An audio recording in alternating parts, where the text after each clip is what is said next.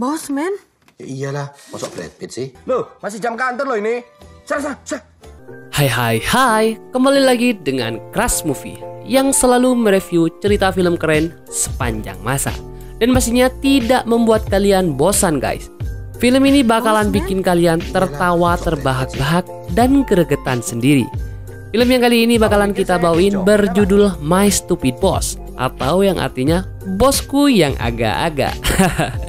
Film genre komedi ini resmi dirilis pada 19 Mei 2016 dan disutradarai oleh Upi Ufanto. Film ini juga dimainkan oleh Reza Rahardian sebagai pemeran pertama yang sudah tidak perlu diragukan lagi.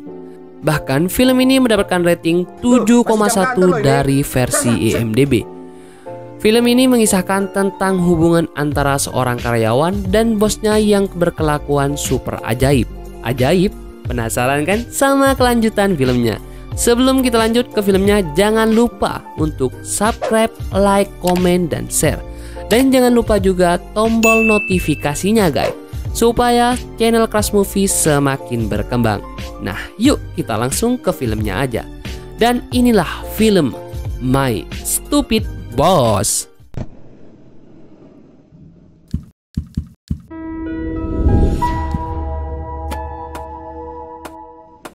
Awal film ini kita diperlihatkan ada sepasang suami istri yang hidup tenang, yaitu Diana dan Dika.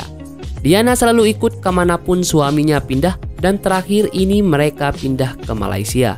Dika bekerja freelance dari rumah dan Diana seorang ibu rumah tangga. Tapi setelah 3 bulan di sana, dia ingin bekerja dan suaminya memberikan rekomendasi tempat kerja milik sahabat kuliahnya dulu. Dian bersemangat berangkat untuk interview kerja. Sampai di sana ada 3 orang juga akan interview. Awalnya pengacara marah-marah di sana dan mengundurkan diri. 2 wanita awal yang interview berujung gagal semua. Semuanya marah-marah setelah keluar dari ruangan bos di kantor itu. Diana kini mulai agak takut sampai akhirnya bosnya keluar. Ia mengira Diana meminta amal ke sana, tapi Diana menjelaskan kalau dia adalah istri Dika dan ingin bekerja di sana. Saat interview pertama kali, bosnya ini yang biasa dipanggil Bosman bersikap mengesalkan. Dia malah menceritakan masa lalunya bersama Dika dulu. Dan di sana Diana mulai heran dengan bosnya itu. Diana diterima sebagai kepala kantor. Malamnya, Diana menceritakan hasil interview tadi. Dan dia menceritakan sifat aneh bosnya itu. Suaminya yang sudah lama bersahabat memang tahu kalau sikapnya seperti itu.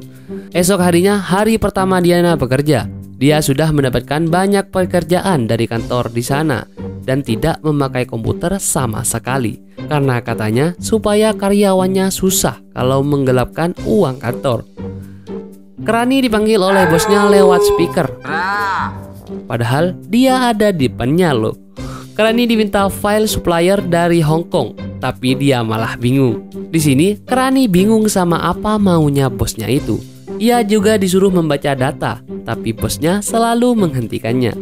Kerani lanjut dibawa ke ruang operasi dan diperkenalkan kepada semua karyawannya sebagai kepala ruangan baru. Semua karyawannya kebingungan karena mereka tidak mengerti bahasa Indonesia.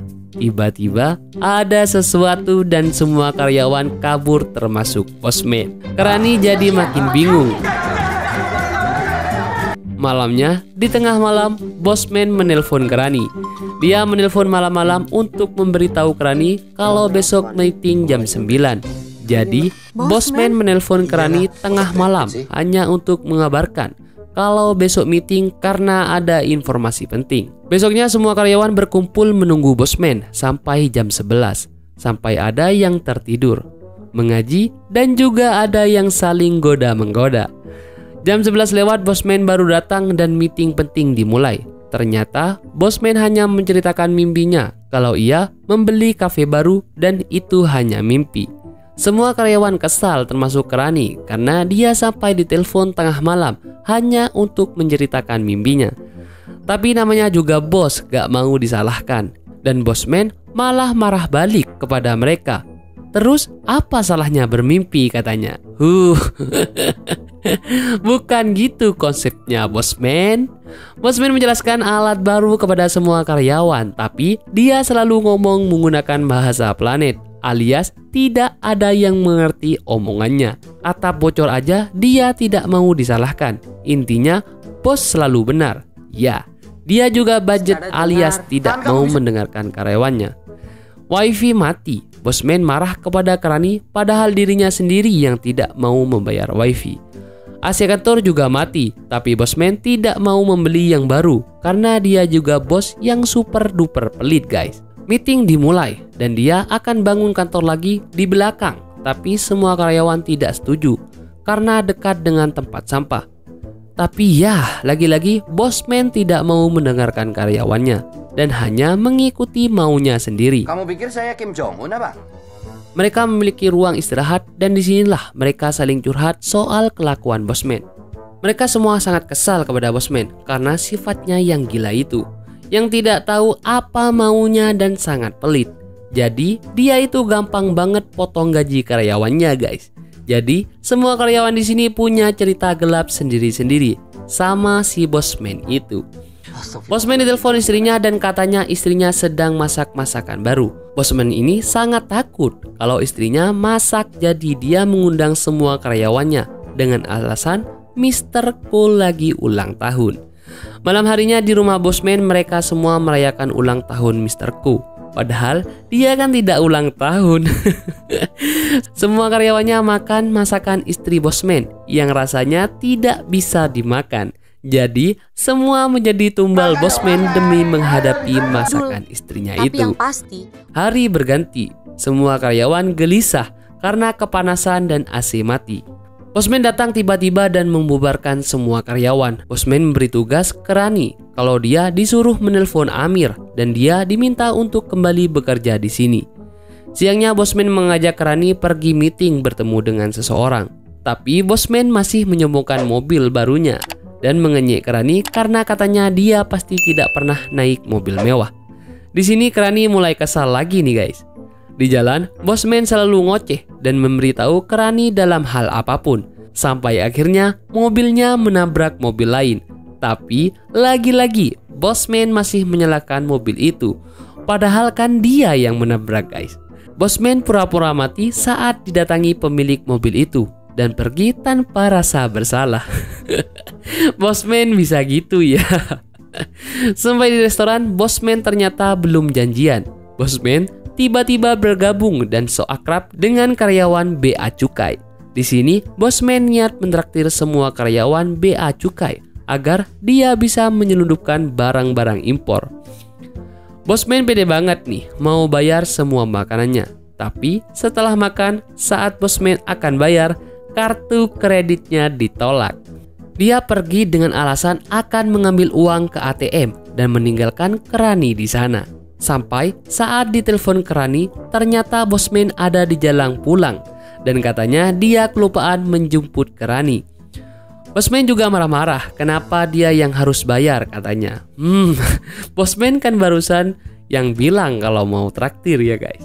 Diana menceritakan tentang bosman kepada Dika.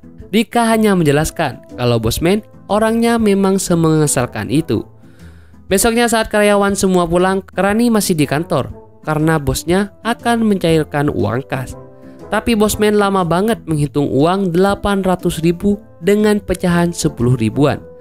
Krani menunggu sampai malam karena bosman berkali-kali salah menghitung. Pesan moralnya. Saat makan di restoran, Krani dalam keadaan emosi. Dia meluapkan emosi kepada suaminya. Dan ya, suaminya hanya bilang dia memang begitu. Gitu aja terus ya. Dan kini Dika mulai kesal karena istrinya selalu membahas bosman. Esoknya Mr. Ko mendapatkan tugas dari bosman kalau mereka semua disuruh mengantar sendiri barang ke konsumennya. Krani menolak karena jalannya yang susah. Tapi kalau sudah maunya bosman, siapa bisa menolak? Di jalan mereka memutar lagu kesukaan bosman berulang-ulang. Bosman tidak mengikuti peta karena dia yakin jalan yang dia lewati itu benar. Sampai akhirnya mereka nyasar ke hutan. Di sini Krani marah-marah, tapi mereka masih bisa lanjut berjalan ke dalam hutan sampai jalan buntu. Mobil mereka juga kejatuhan ular besar dan membuat mereka harus berjalan melanjutkan perjalanannya. Nah, Di tengah hutan nih saat mereka beristirahat tiba-tiba ada babi hutan dan mereka kabur berserakan guys. Krani kesal karena ini semua ulahnya Bosman. Sampai akhirnya mereka bertemu orang yang memesannya. Di rumahnya Krani pulang dengan keadaan kucel dan emosi berat sama si Bosman. Suaminya selalu menenangkan Diana, tapi kini dia makin marah dan emosi. Esoknya Krani dan semua karyawan melakukan pembalasan kepada Bosman karena mereka sudah sangat kesal sama ulah si Bosman. Mereka memotong kabel speaker agar Bosman tidak bisa memanggil mereka. Bosman juga kedatangan orang penting dan dia mencoba menghindar.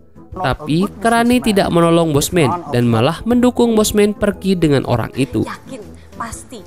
Hari-hari berlanjut. Saat Bosman ada di luar negeri, Krani dan semua karyawannya selalu menelpon Bosman saat di sana waktu tengah malam. Krani menelpon Bosman berkali-kali sama seperti Bosman yang selalu menelpon karyawannya di tengah malam. Sampai akhirnya Bosman menyerah karena dia diteleponin terus sama karyawannya. Semua karyawan berpesta dan menari-nari, merayakan kebahagiaan mereka atas tidak adanya Bosman dan keberhasilan mereka membalas kepada bosnya itu. Emang ada ya karyawan kayak gini guys. Di rumahnya Krani tertawa sendiri. Bahkan suaminya sampai takut karena dia seperti orang gila guys. Padahal dia seperti itu karena sangat bahagia bisa membalas dendam kepada Bosman. Paginya Bosman sudah datang dan dia akan kabur karena ada debt collector. Krani juga tidak mencegah debt collector itu. Bosman kaget dan bersembunyi di ruangan dan kabur lewat pintu belakangnya. Bosman memanggil Krani dan kini Bosman merasa kalau akhir-akhir ini Krani sentimen kepada dirinya.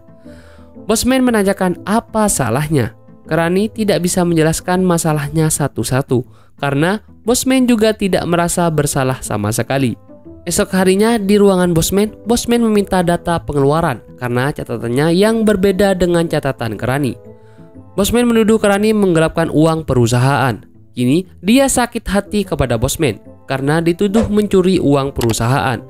Krani pergi dan kini dia yang mengundurkan diri. Esok harinya kantor terasa sepi karena Krani tidak ada. Kini mereka diberikan komputer, tapi komputer tabung zaman dulu. Bosman, parah banget woi. Di rumahnya Krani kaget karena saat ia keluar kamar, dia melihat Bosman dan Dika menari bersama. Krani langsung pergi mengambil roket listrik dan mengusir Bosman menggunakan roket itu. Krani jadi ikut marah kepada suaminya karena mengizinkan Bosman ada di rumahnya itu.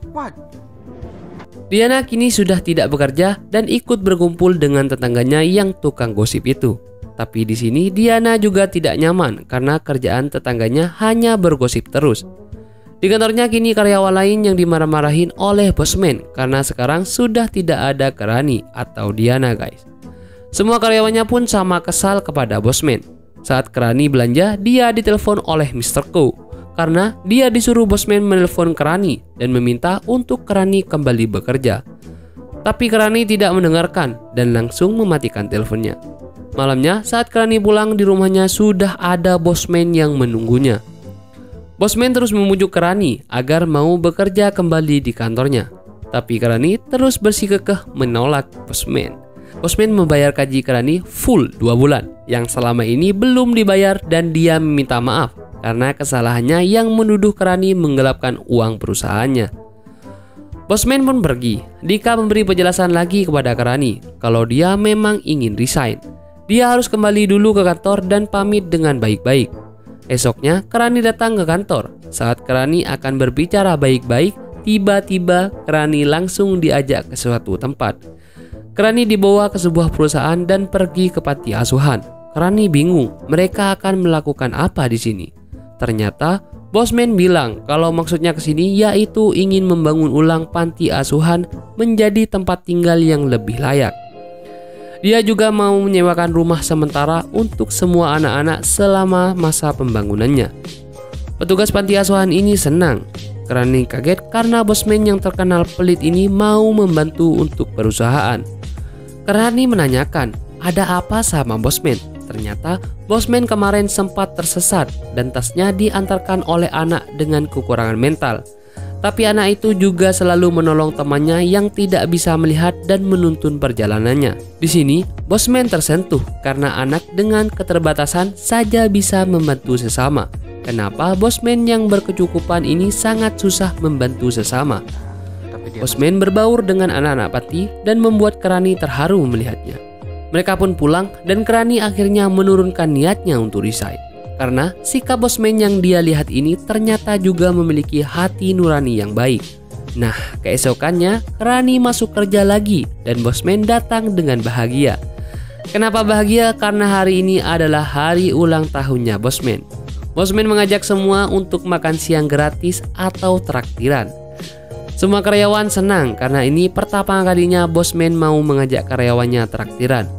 Semua karyawan senang dan bersemangat. Tapi saat mereka sudah siap, Bosman malah membatalkan rencananya itu dan menyuruh semua karyawan kembali bekerja. Di sini semua mulai kesal lagi dan rasanya akan mengeroyok Bosman. Ada gak ya yang bos beneran punya sikap aneh seperti ini? Jam kantor loh ini. Semoga gak ada ya guys. Gimana nasib perusahaan? Pasti bangkrut. Gimana? Udah capek sama ketawanya gara-gara film ini. Dan jika kalian tertawa terbahak-bahak dan suka bahagia, dan untuk itulah subscribe, like, komen, dan share.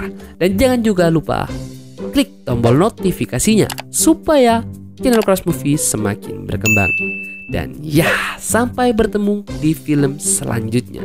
See you. Gue benci banget dia udah bikin kita semua terjerumus.